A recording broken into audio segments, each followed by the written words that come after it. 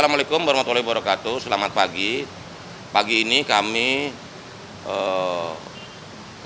diundang rapat oleh Pak Presiden mengenai Koperasi Desa Merah Putih, termasuk juga bagaimana itu bisa disosialisasikan kepada seluruh desa-desa di seluruh Indonesia. Karena itu yang hadir ada saya, ada Pak Mendagri.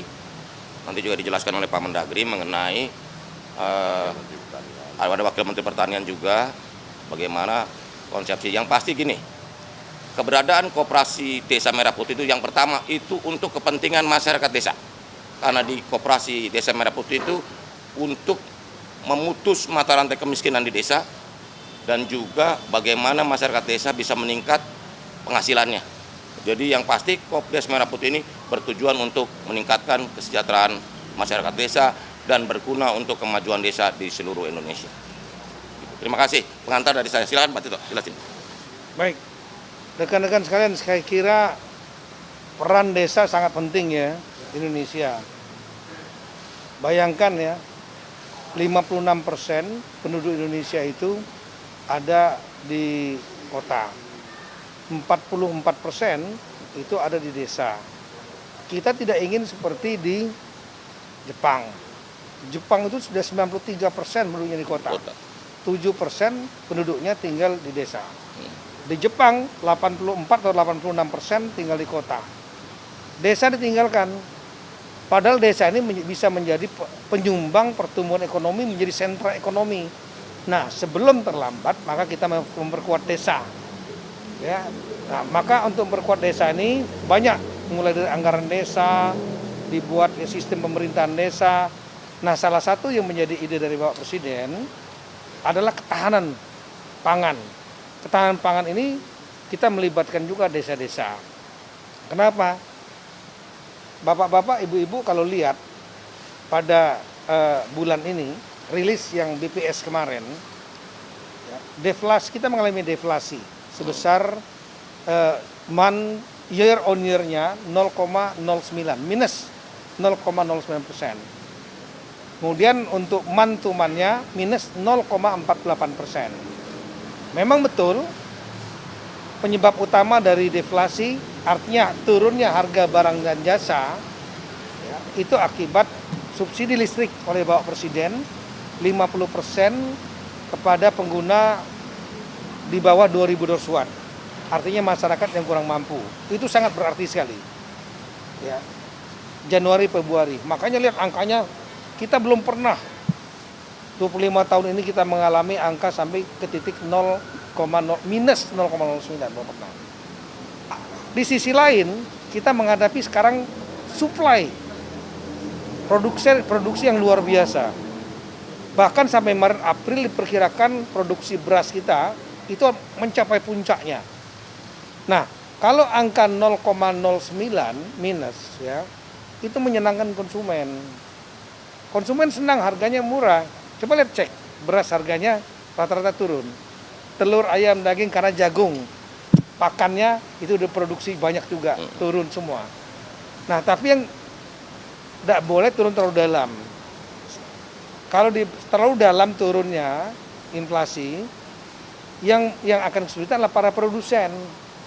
Produsen, para petani, nelayan, pabrik, pedagang, ya, itu akan kesulitan untuk nutup biaya produksi, mendapat keuntungan. Oleh karena itulah, kita harus mampu untuk menyimpan stok. Kita menjadi off-taker. Nah, di antaranya off-taker itu pembelinya dari produksi yang diproduksi oleh masyarakat kita. Indonesia sekarang ini hebat kalau untuk masalah pangan. Negara-negara lain lagi kesulitan beras segala macam, kita cukup. Stok kita ini terbesar yang pernah ada, 1 juta lebih.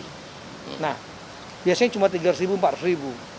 Nah, sekarang bagaimana untuk menjaga agar stok ini bisa terserap dengan harga yang wajar. Jangan harganya jatuh. Nah, di antaranya adalah dengan membentuk koperasi di setiap desa. Koperasi Merah Putih. Apa tugasnya koperasi ini? Salah satunya di antaranya adalah mereka membeli, ada cold storage-nya untuk menyimpan, ada gudang grey segala macam, ya.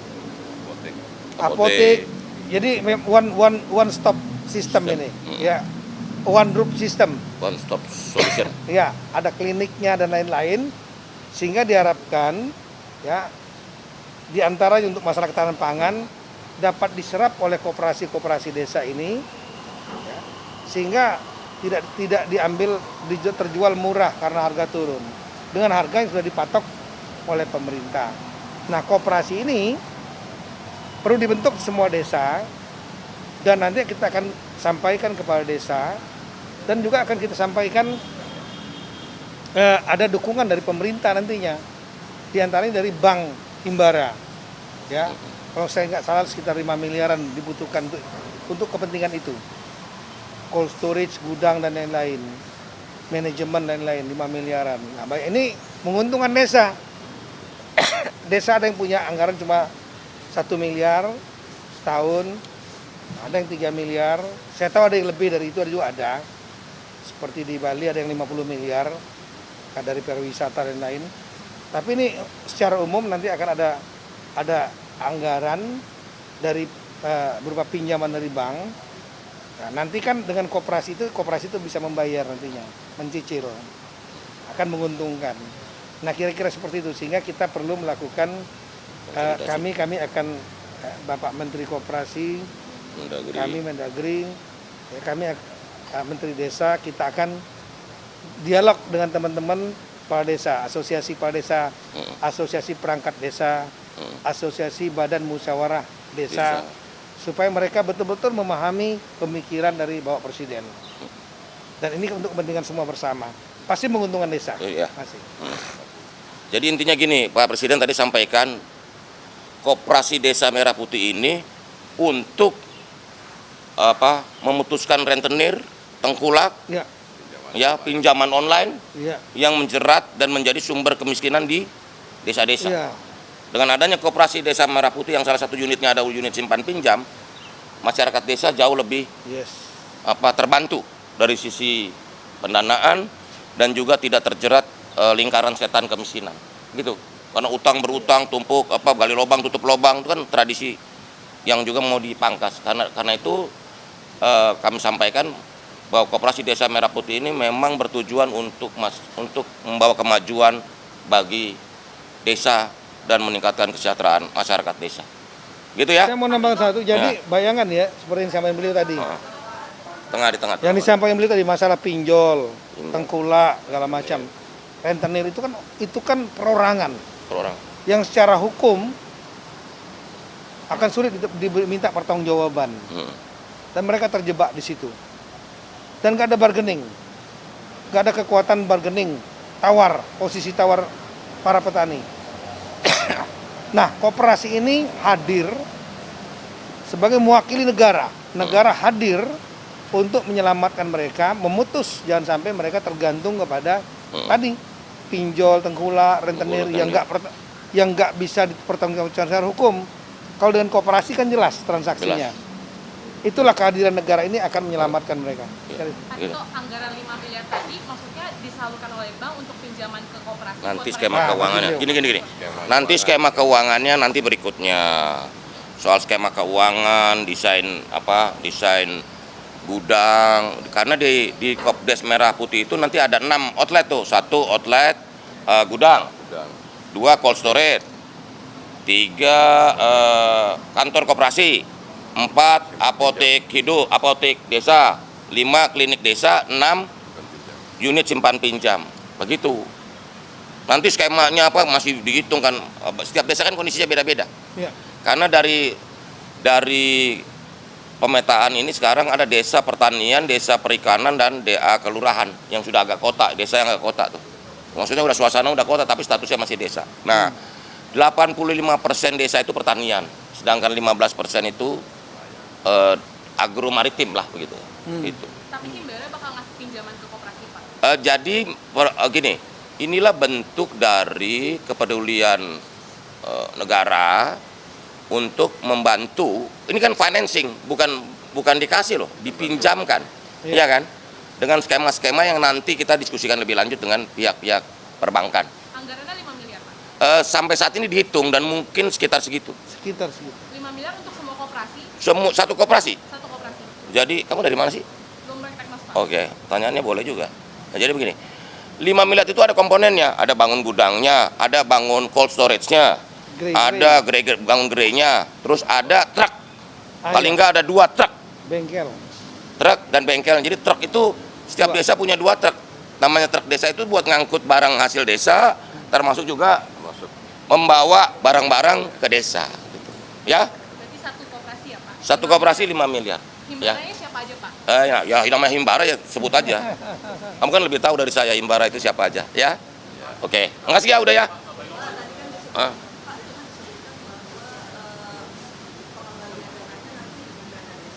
Gini, skema-skema pembiayaan nanti didetilkan. Tapi prinsip-prinsip ini dulu, prinsip-prinsip pembentukan koperasi desa Merah Putih itu seperti itu. Nanti yang detail-detail biayanya, skema pembiayaan nanti berikutnya kita akan rumuskan, diskusikan, rapatkan selanjutnya. Begitu ya. Kan tadi sudah disampaikan oleh Pak Tito, nanti Kementerian Koperasi, Kementerian Dalam Negeri, Kementerian Desa, ya, Kementerian Pertanian. Nanti itu ya seperti itu. Nanti juga akan dibicarakan lebih lanjut oleh Pak Presiden. Kita akan menjalankan perintah, ya. Oke. Oh enggak, kita harus sosialisasikan.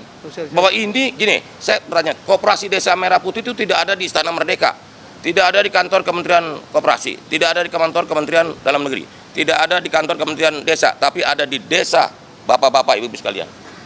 Ya kan? Begitu.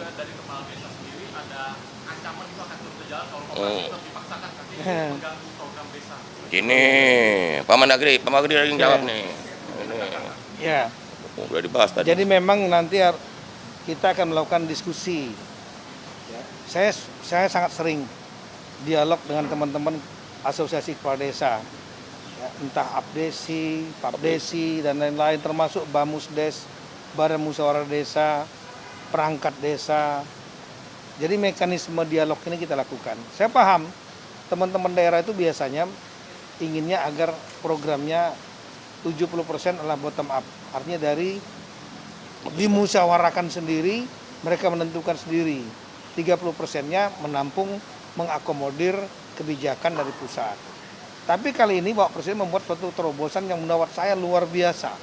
Bayangkan nanti akan ada tambahan anggaran, ya, dan kemudian di backup dengan segala kekuatan pemerintah pusat untuk menghidupkan koperasi-koperasi yang menjadi sentral dari berbagai macam, termasuk masalah kesehatan klinik. Iya, ini belum pernah terjadi. Belum pernah terjadi. Kalau enggak desa-desa kalau dengan anggarannya sebiasa, ya habis gitu-gitu aja. Nah, ini ada lompatan seperti ini, ide dari Presiden, dan sepertinya yang bisa menggerakkan hanya Pak Presiden, karena melibatkan Himbara. Coba pinjam uang ke Himbara, kalau nggak ada jaminan segitu aja, belum tentu dapat. Kemudian nanti akan dari Kementerian Pertanian mendukung pupuk bersubsidi, Kementerian Kesehatan, klinik-kliniknya, semua kan turun nyerang, bukan nyerang ya, maksudnya meroyok desa, menyerbu untuk membantu meningkatkan. Negara hadir. Masa mau ditolak? Itu namanya mengkhianati rakyat. Iya. Ini hanya masalah komunikasi. Nah, oleh karena itulah nanti rencana minggu depan Bapak Menteri Koperasi kami akan hadir. Kita akan undang asosiasi, kita mau jelaskan. Iya. Jangan sampai miskomunikasi. Itu aja. Ya, udah. Nanti koperasi dapat bunga yang murah. Udah, kalau soal skema-skema itu nanti Dinda. Kamu ini terlalu penting kok konsep besarnya dulu, Dinda. Nanti bunganya berapa, skemanya gimana, itu nanti, Dinda. Kamu ini nggak sabaran kayaknya.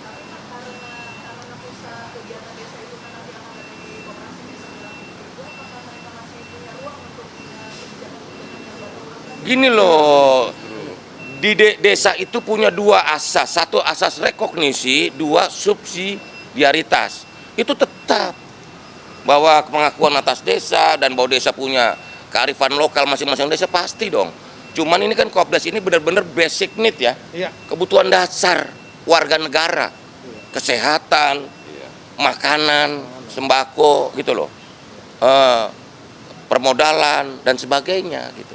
Jadi nanti jangan dikompetisikan. Ini justru melengkapi dan sangat berguna buat masyarakat desa. Ya, itu aja ya.